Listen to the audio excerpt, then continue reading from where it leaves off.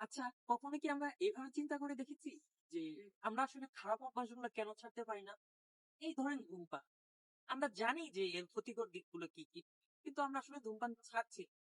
অনেক সময় বলি যে, "আজকে আমার এটা শেষ সিগারেট, কিন্তু কাল থেকে আমি আর ধূমপান করব না।" কিন্তু দেখেন, যখন এই কালটা আসে, তখন আমরা নানা ধরনের লেম এক্সকিউজ দেই নিজেদেরকে যে, "আজকে আমার উপর দিয়ে অনেক প্রেশার দিয়েছে" কিংবা "আজকে আমি অনেক স্ট্রেস এর মধ্যে আছি।" তো এখান থেকে আবার আমরা কন্টিনিউয়াসলি ধূমপান করা শুরু করি। কোনভাবে এতে বের হয়ে আসতে পারি। আবার দেখেন যে চাকরির বাজারে যখন আমরা চাকরি পাচ্ছি না, তখন একটা লেম এক্সকিউজ দেই যে আমাদের আসলে লবিং নেই, তাই আমার চাকরি হচ্ছে না। আসলে কি তাই? অনেক সময় কিন্তু অভাবটা থাকে আমাদের চেষ্টায় কিংবা আমাদের স্কিলে। কিন্তু আমরা শেষমেশ দোষটা দিই অন্য কাউকে। এই যে লেম এক্সকিউজ গুলো দিচ্ছি নিজেদেরকে, এটা আসলে ঠিক না। তাহলে আসলে সমস্যাটা কোথায়?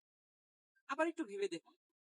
আমরা যখন এই লেম এক্সকিউজ গুলো নিজেদেরকে দিচ্ছি, তখন কিন্তু আমাদের সাবকনসিয়াস মাইন্ড ঠিকই ধরতে পারে এবং এই জায়গা থেকেই কিন্তু আমাদের সেলফ ডাউট গুলো ক্রিয়েট হয়, যা শেষমেশ আমাদের ইমপ্রুভমেন্ট এ অনেক বাধা হয়ে যায়। তো সমস্যাটা কোথায়? সমস্যাটা হলো আমাদের নিজেদের মধ্যে এবং লড়াইটাও কিন্তু নিজেদের।